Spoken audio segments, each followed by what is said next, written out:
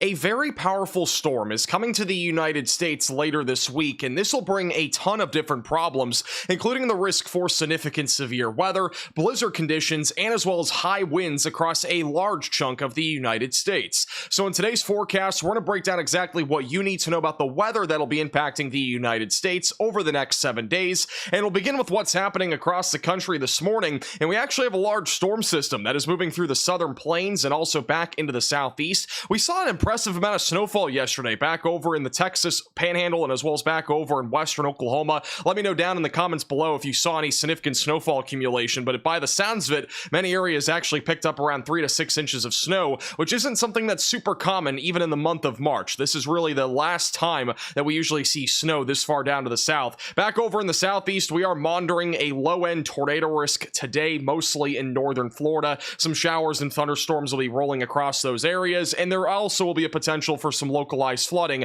mainly in central and northern Florida. And then back over on the west coast, things are relatively quiet for now, but that is going to change as we go into this week. Now let's talk more about the weather pattern that's going to be impacting the United States over the next 7 days, as it will continue to be very active. Beginning with what's happening right now, we do have a storm system that is moving across the southeast. This will bring some showers and thunderstorms and even some localized flooding today and tomorrow. By the time we go into Tuesday, there will be a little bit of a dry period here for most of the country, but there will be a storm system moving into Southern California that'll bring some heavy rainfall and as well as a little bit of snow to the higher elevations. By the time we go into Wednesday, that storm moves over the Rockies and will move into the southern plains. By no means is this going to be a significant storm system, but there could be some isolated severe weather on Wednesday, mainly in the lower Mississippi River Valley. And then going into Thursday, this continues to move east and it will be weakening. And then by late Thursday into Friday, we are dealing with a huge storm system that is going to be forming over the Rockies. This will be one of the most powerful storms that we've seen in a while for the month of March. The chance is there for this to be one of the strongest storms that we've seen in 5 years when it comes to barometric pressure in the central or northern plains in any given month of the year. So this is definitely a system that we need to be taking very seriously, which is why I do think this will be one of the craziest storms that we've seen all year round, and perhaps even one of the craziest storms that we've seen in years for those in the central and northern plains, for many reasons that we'll talk about more in just a moment. But notice how this is going to be a negatively tilted trough as we go into Friday, which is going to allow for a huge moisture pull out of the Gulf, in addition to strong low to mid-level winds across the Midwest back into the lower Mississippi River Valley, and that'll lead to the potential for severe weather, in addition to the potential for even blizzard conditions back over in the northern and central plains on Friday and Saturday. And then eventually, as we go into Sunday and Monday, that strong jet stream will continue, which is going to allow for even more moisture to come out of the Gulf. And I wouldn't actually rule out some flooding risk here across the Appalachian mountain range on Saturday and Sunday, anywhere from the southeast all the way back up into parts of Pennsylvania and New York. So there will be a lot of different threats that are coming out of the storm, and in this forecast, we're going to go really in detail about all of those different threats that could come out of this potent storm system. Now let's talk more in detail about this big storm system that is coming to the country later this week, beginning with what's happening out there today. Again, showers and thunderstorms will continue throughout the daytime today in the southeast. There will also be a little Alberta clipper that is going to move across Canada and maybe clipping the upper Midwest as we go into tomorrow with a little bit of snowfall. So something to keep a close eye on if you're back over in northern Minnesota. No matter what happens with the snow system, it's really not going to impact the United States much, and instead we are actually going to just get cold air mostly across the northern plains and the Midwest. On Tuesday, it's quieter for most of the country. There will be a small storm system that crashes into Southern California with some showers, and then back over in the Pacific Northwest, a little bit of snow and rain that'll continue there, leading to even more rainfall on top of what we've seen over the last couple of weeks. As we go into Wednesday, that is when a big storm system will crash into Northern California, Oregon, and as well as Washington. This storm system will lead to some rainfall accumulation numbers as high as 1 to 3 inches, and then heavy snowfall in the Sierra Nevada as we go throughout Wednesday and as well as into Thursday. By the time we go into Friday, this is right here the big storm system that is going to be forming, and by Thursday night, we are anticipating some high winds across the central and northern plains out in front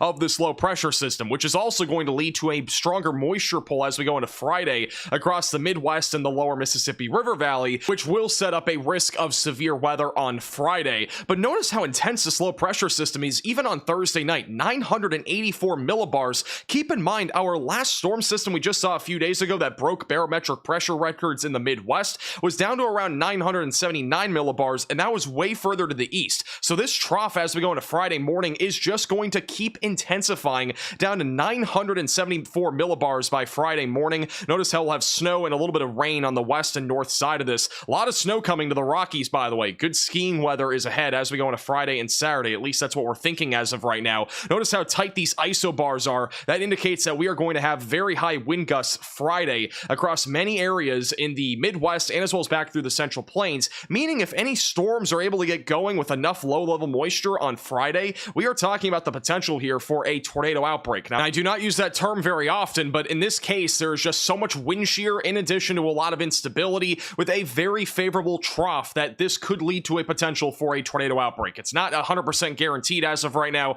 as we are still about 5 days from this event occurring. However, trends are definitely not looking good in terms of the severe weather potential here from the Midwest back through the lower Mississippi River Valley. And I also want to point out by Friday afternoon, this could be down to a 966 millibar low pressure system. If that does end up happening, this would be the strongest low pressure system that we've seen since March of 2019 in the Great Plains, which is unbelievable. And that does not include hurricanes, by the way. So this is definitely something that is going to be more than likely very intense. And if it does get down to that low of pressure, we are talking about a huge area of very strong wind gusts throughout the day on Friday, regardless of there being any severe weather. And there will also be blizzard conditions on the north and west side of this trough, mainly across the Rockies, back into the northern plains on Friday. By Friday night, currently the thinking is that we'll be watching a couple areas for severe weather, one of which will be in the Midwest, and then the other one is a bit more conditional right now, back through the lower Mississippi River Valley. By the time we go into Saturday morning, the storm system will start to move more off to the north and east, with blizzard conditions continuing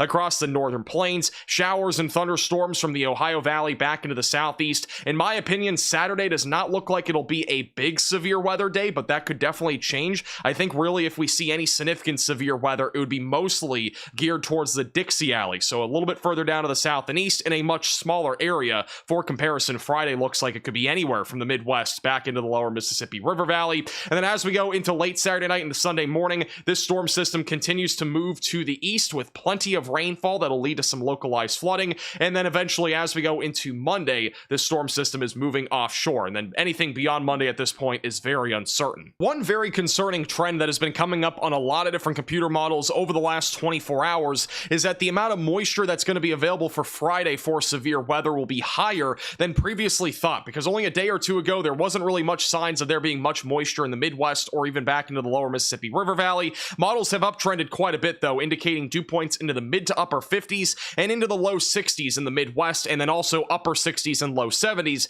back down towards the Gulf Coast. Now obviously we still have a few days until this actually happens, so there could be some changes to the forecast, but if this ends up happening, this will definitely be supportive of at least some significant severe weather, but more than likely some sort of severe weather outbreak, pending that there's no other problems with the setup, which as of now it looks like it's going to be a very favorable setup with wind shear and as well as instability. This is the low-level jet, which is a little off the ground. Notice how strong the winds will be on Friday, a very strong southwesterly flow across the Midwest, which is going to lead to a more robust tornado risk if we have discrete supercells and if the dew points again are high enough, which means we need a lot of moisture that is coming out of the Gulf on Friday. This continues even into Saturday back over along the Ohio Valley into the southeast, which could even lead to more severe weather, including damaging winds and even some more tornadoes. Now, we've already talked a lot about how the winds are going to be high on Friday and Saturday, but this is actually how high the wind gusts could get as we go into Friday. Notice how we're going to have a large area Friday morning with wind gusts as high as 40 to 50 miles per hour, perhaps as high as 60 to 70 miles per hour in Texas and New Mexico, but it just gets crazier. Look how the winds really ramp up as we go into Friday afternoon across the central and southern plains. Many areas could have wind gusts as high as 70 miles per hour. That is just absurd, even for a trough like this that is going to be very intense, and the pressure levels of the storm system are as high as a Category 2 hurricane, which is pretty crazy stuff. We're not going to be dealing with Category 2 wind speeds, but no matter what, this is still a very impressive storm system. And as we go into Saturday morning, those very strong winds continue across the central and northern plains, which will likely prolong blizzard conditions for multiple days there. In addition to that, a lot of dry air is expected across west and central Texas, which will likely lead to a significant fire risk on both Thursday and Friday. And then as we go into late Saturday, the winds stay very high, especially back over in the Ohio Valley and as well as back over into Alabama, where wind gusts could be as high as 50 to 60 miles per hour on Saturday. And then by Sunday, this crazy wind continues even along the East Coast. And believe believe it or not, there is a legitimate chance that some areas in the northern plains could pick up over a foot of snow between now and the end of the week, especially even in areas like the Rockies. So great skiing conditions are ahead, and then also significant blizzard conditions are appearing more and more likely in the northern plains. There's going to be a lot of stuff happening this week. Make sure you're subscribed to the channel and click the bell icon down below so you're notified with the latest updates. We are 100% going to have daily videos on this channel talking all about this crazy weather that is coming to the United States. Also, we just got our 1 million subscriber plaque in from YouTube. I appreciate all of your support. It will be hanging on our back wall throughout videos and live streams. And as a reminder, our 1 million subscriber merch is out at shopmaxvelocity.net or the top link in the description below. We still have some signed hats available in addition to t-shirts, mugs, posters, and stickers. This is one of the best ways to support the channel, so if you want to check it out, it's the top link in the description below or shopmaxvelocity.net.